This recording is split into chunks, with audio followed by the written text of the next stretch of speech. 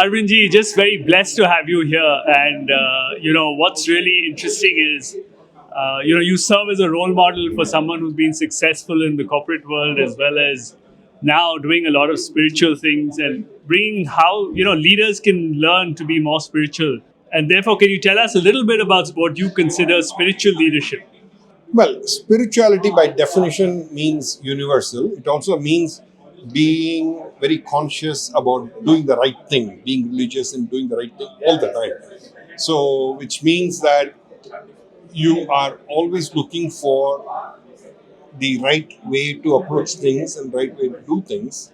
And once you're aware of your environment and what you're doing and how you can impact it, you will automatically gravitate towards doing the right thing and doing a positive thing. And that is how one should be, according to me. Of course, we all fall off it now and then, but we have to pick up dust and keep walking. No, absolutely. We're just so privileged to have people like you because when we do our global CXO accelerator program, we bring in a lot of the techniques of, breathing, meditation, mindfulness, as well as thought, which allows people to grow on both sides, both on the material side as well as the spiritual side. And what do you think is the right balance?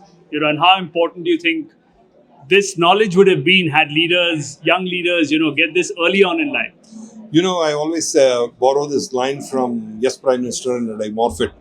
He says, Humphrey says, you know what happens when the right people don't have power?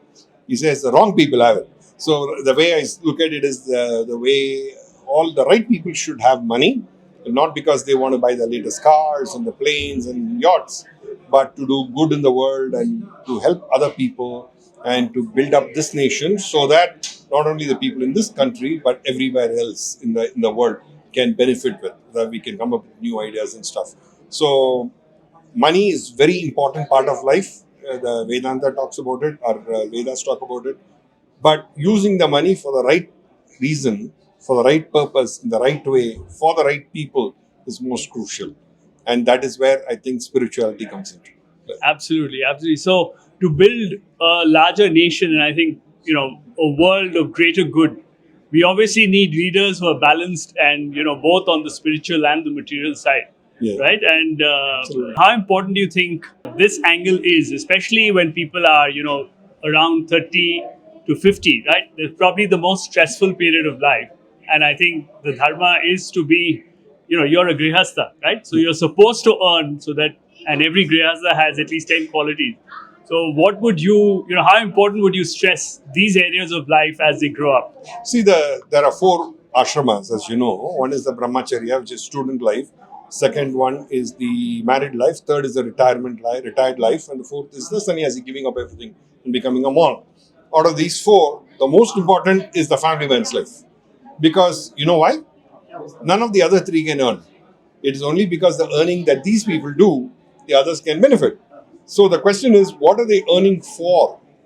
Becomes crucial question. It is not to watch a stupid IPL match or go to an idiotic movie, but to use that money for a greater good. It is not about giving money to anybody, any beggar who comes and asks or anything, but using the money wisely to give money to the right kind of people, to the right kind of organizations. So, they are going to help a lot more people. And there is 4 levels of, according to our tradition, there are 5 levels of giving. One is spiritual giving, that is religious giving, temples and so on. Second is to our ancestors, honoring our ancestors. Third is learning, helping education, especially Vedic education. Fourth is helping your fellow citizens, how they can do. Fifth is your ecosystem. And we are asked to do all these 5 every day and not just in one way. So there are 4 ways of doing this. One is doing that, expecting something in return. That is called dharmam. Second is doing something without expecting anything in return. That's called dhanam. Then you find somebody doing some good work. You contribute that person and that encourages the person to do more. That's called dakshina. And then 4th one is tyagam. Giving up something that you like for the benefit of something else, something a greater good. So this 5x4 matrix we are supposed to do it every day. All of us are supposed to do it. Of course, we don't. So it's very important that we become aware of what it is. And even if we are not able to do it, understand what small things that we can do. For example, we say, feed a dog at evening, feed the crow in the morning, feed the cow, because that is basically the Bhuta Yajna. And then feeding poor people who are struggling to think, that is Annadanam and so on. That is Manusha Yajna. So there are several small things one can do every day.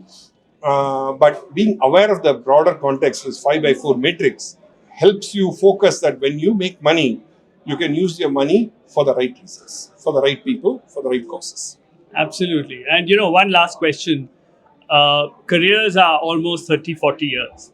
And by nature, right, the fact that we take birth, and you mentioned that we, bring a lot of our karmas, and the purpose of life really is to begin to exhaust or live out those karmas and, obviously do better good in this world so that the next world and the next lives are obviously better, right? And so we come with perhaps prarabdha, right? A certain amount of karma that we do. We come with Sanchitam, and when it manifests, it becomes prarabdha. Yeah. So in that case, over these 30 years, not everything is going to go well. Yeah. There are going to be ups, there are going to be downs. And, how important do you think spiritual knowledge is to help people? See, when things go well, it's always me, right? When things don't go well, it's why me, Yeah. right? So how do you think this knowledge is going to help leaders deal with the ups and downs of life? So it is not, you get away from me and why me to saying, okay, how do I deal with it? So the me, the true me, is a better me. That's the way it would help you. And also understanding that what good and bad happens, happens for various reasons. That no matter what you have in life, you're always going to be short of three things, right? So, for example, one is called if you have something, you always look at somebody else who has something of that kind and more of it. And you say, I'm not happy with what I have because somebody else has more of it. Second is, I have something and that goes away. And then saying, oh my God, I've lost it. Then what? Right? That is the other fear. Third is, like, there is a sting of good and bad. You have the best house, the best place in the in the world, but it's located in Syria.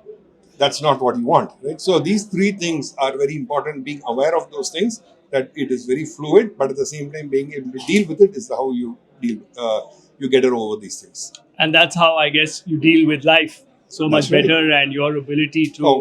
I don't think I'm probably in the kindergarten at this stage, but you try to deal with it as best as you can. Yes, yeah.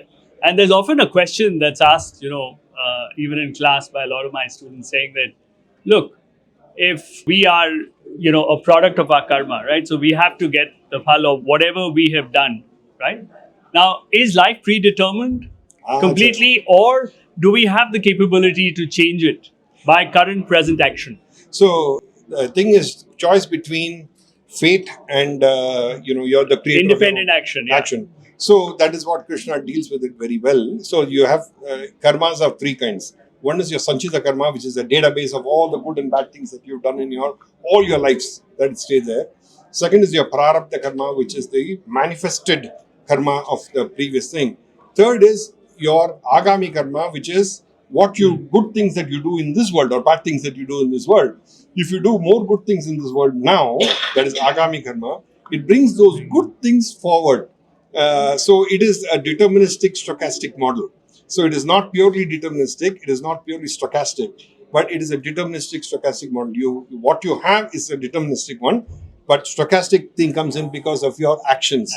So Krishna says that in the Gita that, watch your thoughts, they become your words. Watch your words, they become your actions. Watch your actions, they become your habits.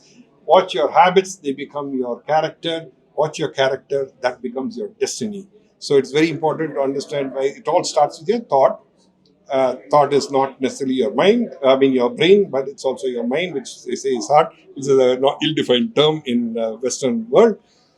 But working with that will change you dramatically. where you're aware of what you're doing and what are the right things to do going forward. Absolutely. And one last question. I keep saying one last question because there's so much to ask, right? Yeah. And what was really happening was that, somebody asked about the mind, and maybe in simple words, right? So in our traditions, or, mind is considered at least four. Talk about the four rather than the 17. Maybe they'll be able to, easier to understand, right? So manas, chitta, ahamkar, and buddhi, right? Yeah. So before those get broken down into the 17 set, would you just like to share with them, what are those four elements, and what bearing do they have in everybody's life? See, Chittam is nothing more than a database of all your experiences you had all your life. That's there in your mind. Ahankaram is your unique identifier that you have that determines who you are. Chittam and Buddhi and Manas are two sides of the same coin.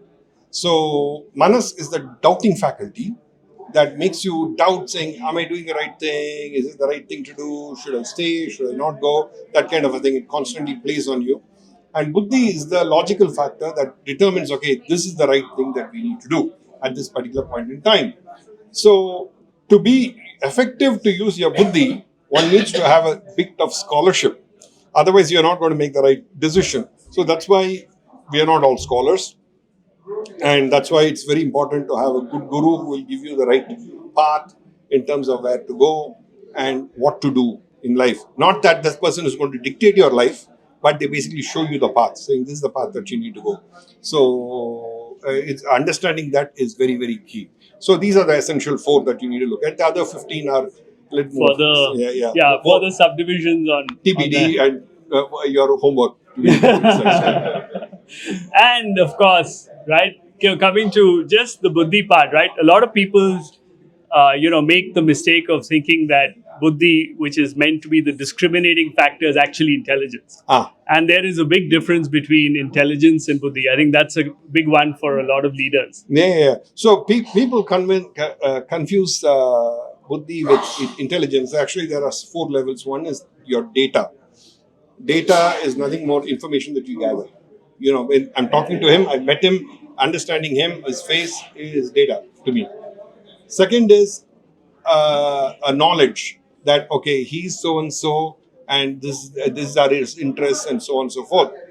Third is intelligence to know what he likes and what he does not like, and how I should be understand his question and being able to answer.